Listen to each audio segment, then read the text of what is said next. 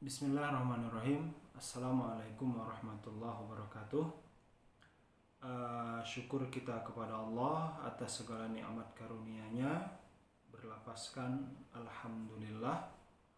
Kemudian salawat salam kepada Rasul kita Muhammad bilabzin Allahumma salli ala Sayyidina Muhammad wa ala ali Sayyidina Muhammad.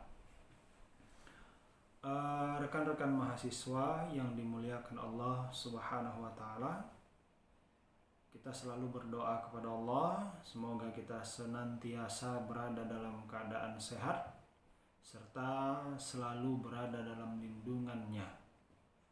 Rekan-rekan mahasiswa,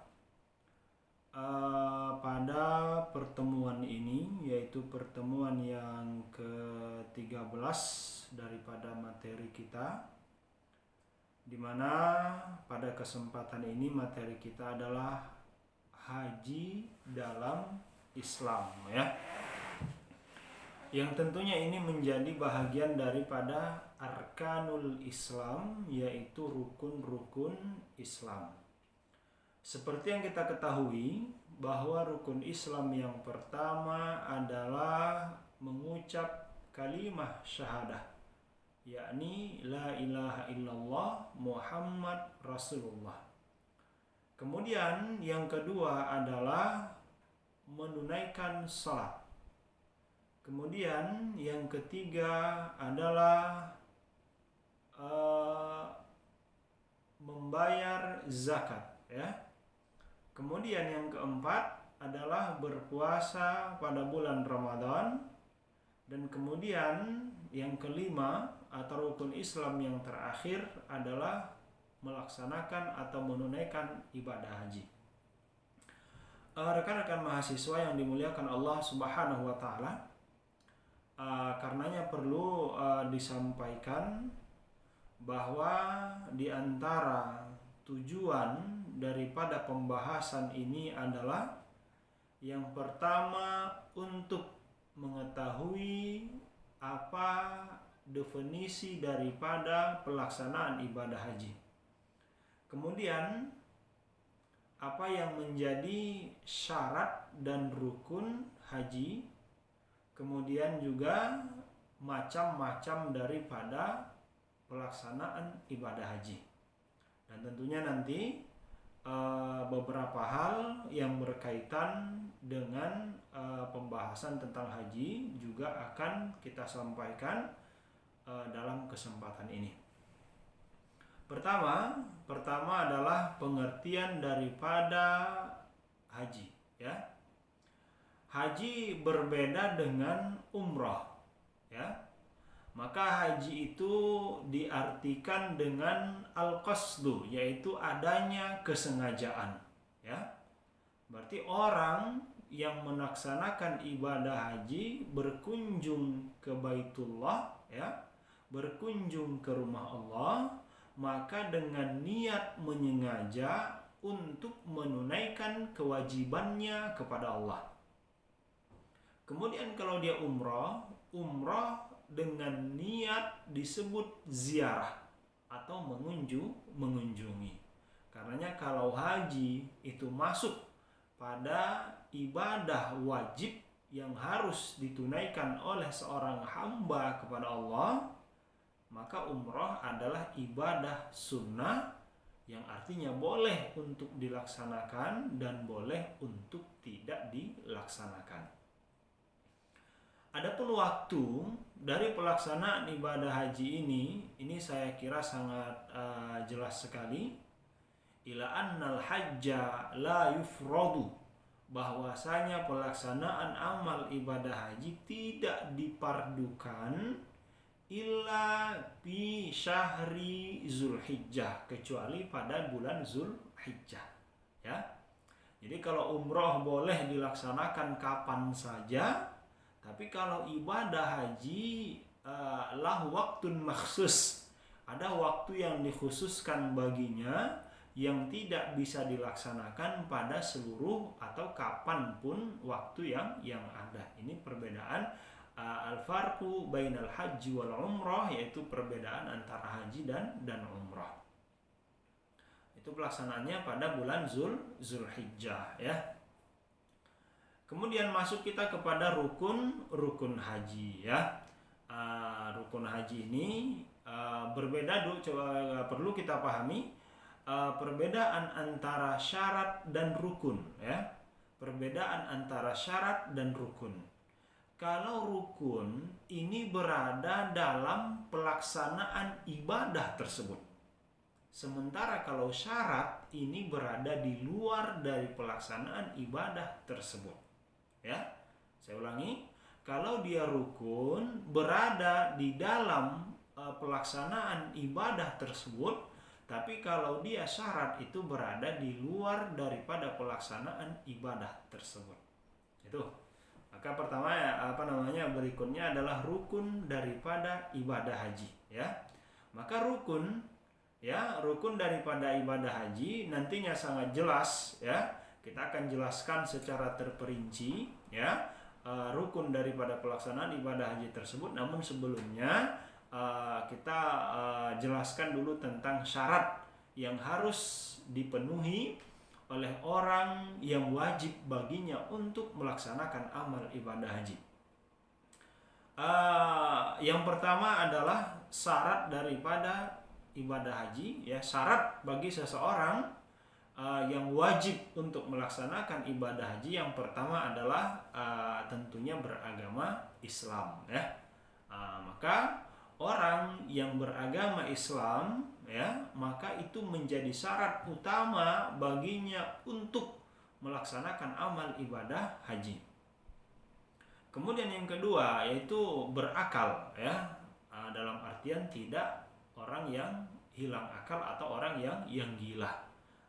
Maka orang yang gila, orang yang tidak Allah berikan kepadanya akal, la yukallifullahu 'alaihal wajibah.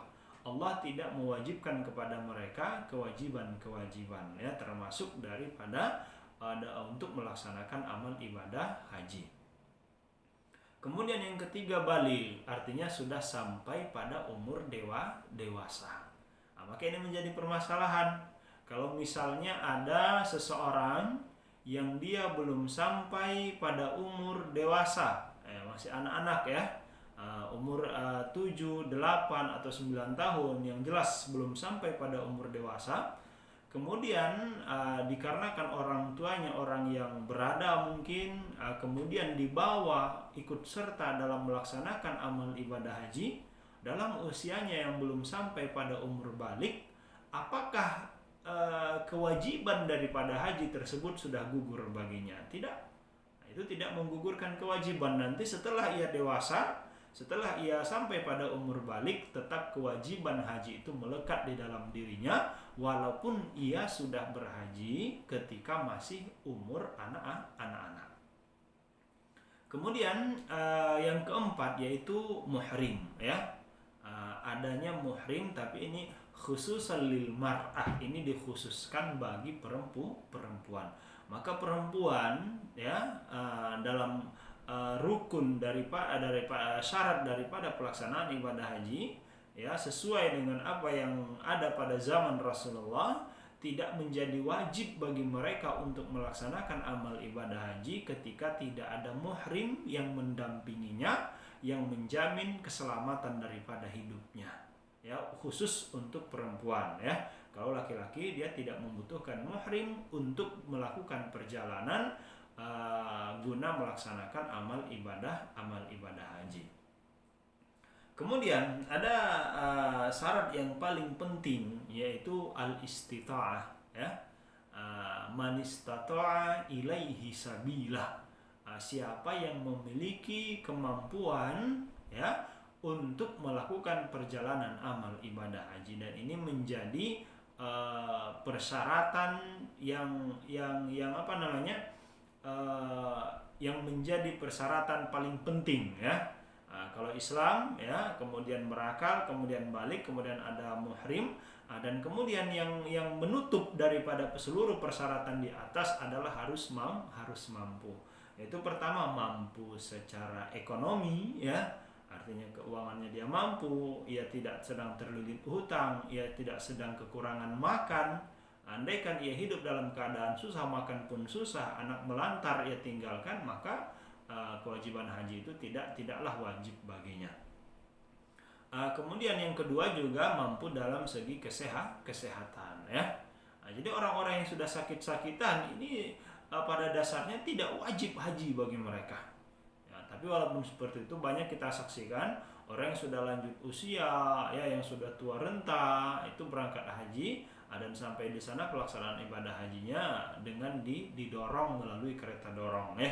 Padahal secara hukum itu sudah tidak wajib bagi mereka ya, selama tidak memiliki kemampuan baik dari segi ekonomi maupun dari segi kesehatan ya. Juga dari segi segi keluarga yang ditinggalkan ya. Jika keluarga yang ditinggalkan hidup dalam keadaan fakir dikarenakan ia berangkat menunaikan amal ibadah haji, istri ia telantarkan, anak-anak tidak ia berikan nafkah, maka tidak wajiblah baginya haji. Itu yang menjadi syarat ya wajibnya seseorang untuk melaksanakan amal ibadah haji. Dicatat ya, diperhatikan, dicamkan. Yang pertama adalah syarat bagi seseorang untuk wajib melaksanakan amal ibadah haji. Yang pertama Islam, kemudian yang kedua berakal, kemudian yang ketiga sudah balik, kemudian yang keempat ada muhrim yang mendampingi bagi seorang perempuan, dan kemudian yang kelima harus mampu. Kemudian ada syarat daripada sahnya haji seseorang. Ini syarat daripada sahnya haji seseorang. Tapi sah dalam pandangan kita, bukan dalam pandangan Allah. Ya, kalau dalam pandangan Allah, la na'lam. Kita tidak akan pernah mengetahui apakah amal ibadah kita diterima, apakah amal ibadah kita sah atau tidak jika itu mengacu kepada sangkaan kepada Allah. Namun acuannya adalah sangkaan kita. Ya, dengan kita patuhi syaratnya, maka amal ibadah kita sah ya. Apa yang menjadi syarat sah haji tadi adalah syarat daripada wajib haji, maka sekarang syarat daripada sahnya pelaksanaan amal ibadah haji. Yang pertama, dia harus Islam ya, sama dengan syarat sebelumnya. Kemudian yang kedua harus balik, ya harus sudah dewasa. Kemudian yang ketiga harus berakal, dan kemudian yang keempat harus merdeka ya, bukan hamba. Ini saya kira tidak lagi pada zaman ini. Yang namanya hamba itu ada pada zaman dahulu ya, sebelum Rasulullah diutus dan sebelum Rasulullah menghapuskan daripada sifatnya ada yang disebut dengan hamba dalam diri manusia. Itu hamba antara manusia dengan manusia ya, bukan manusia dengan Allah. Kemudian yang berikutnya adalah rukun daripada ibadah haji. Rukun daripada amal ibadah haji yang pertama adalah menggunakan kain ihram ya. Ini maksudnya apa? Bahwa dalam pelaksanaan amal ibadah haji ya, ada pakaian yang khusus yang harus dikenakan oleh orang yang akan melaksanakan amal ibadah haji. Kalau dia perempuan itu disyaratkan ya berpakaian yang bersih, yang rapi, yang sifatnya menutup aurat ya. Jadi kalau perempuan berpakaian yang rapi, yang bersih, yang kemudian menutup aurat dengan sempurna. Kemudian kalau laki-laki ada pakaian yang dikhususkan. Maka sering disebut dengan kain ihram, yaitu dua helai kain yang dia tidak ada padanya jahitan. Itu. Jadi kalau ingin berhaji, kalau kita akan melaksanakan ibadah haji, ada pakaian khusus. Jadi kain itu tidak bisa kita tentukan sendiri. Tapi sudah ada kain khusus yang memang kita gunakan untuk pelaksanaan amal ibadah haji, terkhusus bagi kaum laki-laki. Itu ada dua helai. Yang pertama, satu untuk dijadikan menutup bagian bawah berupa kain sarung. Kemudian yang kedua untuk menutup bagian atas ya, bagian atas yang dijadikan sebagai pengganti daripada baju. perlu saya sampaikan, tidak boleh menggunakan pakaian berjahit. Maka mohon maaf ya, bahwa ketika seorang laki-laki yang sedang melaksanakan rutinitas daripada rukun amal ibadah haji nantinya, pelaksanaan amal ibadah haji nantinya, tidak boleh ada pakaian yang ada di dalam dirinya kecuali kain ihram ya, singlet tak boleh ya. Mohon maaf, pakaian dalam pun tidak boleh ya, harus hanya 2 daripada helai kain tersebut. Dan itulah yang disebut dengan kain ihram. Kapan ini dipakai kain ihram tersebut? Kapan seorang laki-laki atau perempuan memakai pakaian daripada 2, kalau perempuan tadi pakaian yang menutup aurat ya, yang rapi, yang bersih. Kalau laki-laki yaitu kain ihram yang 2 helai tadi, ini dipakai ketika akan berniat melaksanakan amal ibadah haji ya, ketika akan berniat melaksanakan amal ibadah haji. Kemudian rukun yang kedua yaitu wukuf di Arafah ya, wukuf di Arafah. Jadi di Makkah Mukarramah di Saudi Arabia ada satu tempat ya yang disebut dengan Arafah. Arafah artinya kita berkumpul seluruh amal ibadah haji pada tanggal 9 Zulhijjah. Ini menjadi rukun inti yang seluruh amal ibadah haji wajib pada hari itu berada di padang Arafah ya. Jika ia tidak hadir pada hari tersebut, pada tanggal 9 Zulhijjah tersebut, maka amal ibadah hajinya tidak akan sah. Tuh. Maka jangan bingung atau kita merasa heran kenapa ada orang yang dia melaksanakan amal ibadah haji kalau yang yang dikelola oleh Kementerian Agama biasa jatahnya 40 hari. Kemudian kalau yang seperti pejabat-pejabat negara, mereka melaksanakan amal ibadah haji hanya 1 minggu. Jadi perbedaannya apa? Sebetulnya waktu dari pelaksanaan amal ibadah haji itu hanya hitungan beberapa hari saja. Itu dimulai dari tanggal 8 Zulhijjah, 9 Zulhijjah, 10 Zulhijjah, 11 Zulhijjah, 12 Zulhijjah ini sudah selesai. Berarti 5 hari saja itu sebetulnya sudah selesai. Ya. Jadi yang jelas kita berada di Saudi Arabia mulai dari tanggal 8 Zulhijjah sampai tanggal 12 Zulhijjah, ini pelaksanaan amal ibadah haji sudah selesai. Adapun hari-hari yang lainnya itu sebetulnya adalah bonus untuk kita ya, untuk mereka beramal ibadah di Masjidil Haram maupun di Masjid Nabawi. Jadi tadi rukun yang kedua wukuf di Arafah yaitu pada tanggal 9 Zulhijjah. Apa yang dilakukan di sini adalah beristighfar kepada Allah, meminta ampun kepada Allah, berdoa kepada Allah ya, bertaubat kepada Allah. Ini yang diperbanyak pada tanggal 9 Zulhijjah ketika wukuf di Arafah. Kemudian setelah itu tawaf ya. Tawaf artinya adalah mengelilingi Ka'bah 7 kali yang dimulai daripada Hajarul Aswad ya, dengan 7 kali putaran ya. Kemudian setelah tawaf nanti ada yang disebut dengan sa'i ya. Sa'i adalah di mana berlari atau berjalan di antara Bukit Shafa dan Bukit Marwah ya. Dimulai dari Bukit Shafa ke Bukit Marwah 1 kali, kemudian Bukit Marwah ke Bukit Shafa 2 kali, Bukit Shafa ke Marwah lagi sudah dihitung 3 kali, sampai nanti 7 kali yang kita mulai dari Bukit Shafa dan kemudian berakhir di Bukit Marwah. Inna Shafa wal Marwata min sya'airillah ya. Nah, jadi seperti itu. Ya, berjalan di antara Bukit Shafa dan Bukit Marwah. Kemudian setelah selesai sa'i, maka rukun yang terakhir daripada rukun haji adalah rukun yang berikutnya adalah tahallul ya, belum terakhir, tahallul. Apa yang disebut dengan tahallul yaitu adalah memotong rambut atau mencukur rambut ya.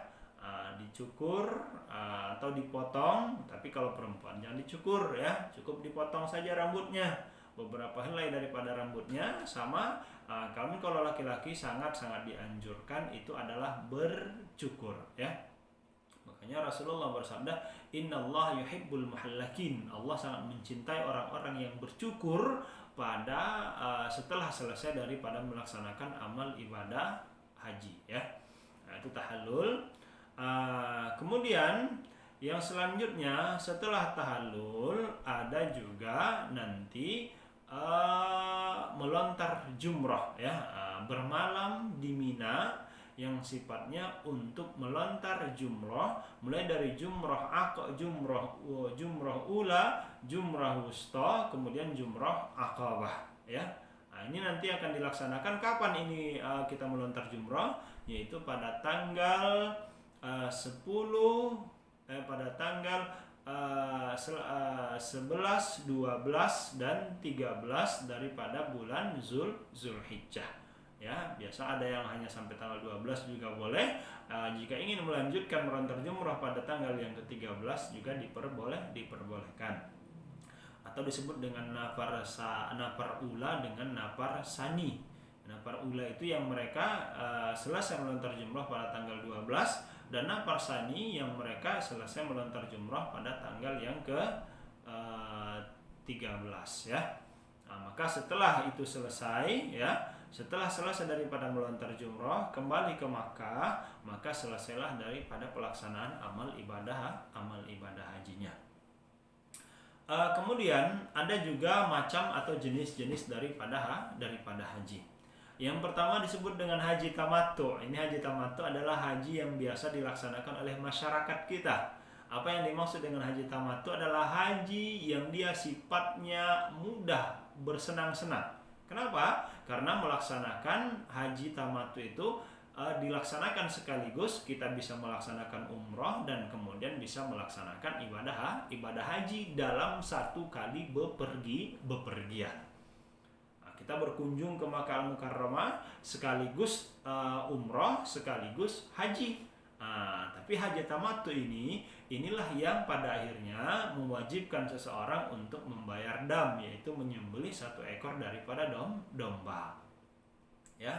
Nah, kenapa dia harus disembelih? Karena dia tamattu, karena dia hajinya umroh kemudian haji dalam satu pemberangkatan ya. Kemudian ada haji ifrad. Haji ifrad ini yaitu ketika seseorang berangkat ke tanah suci hanya untuk berhaji saja, tidak berumroh.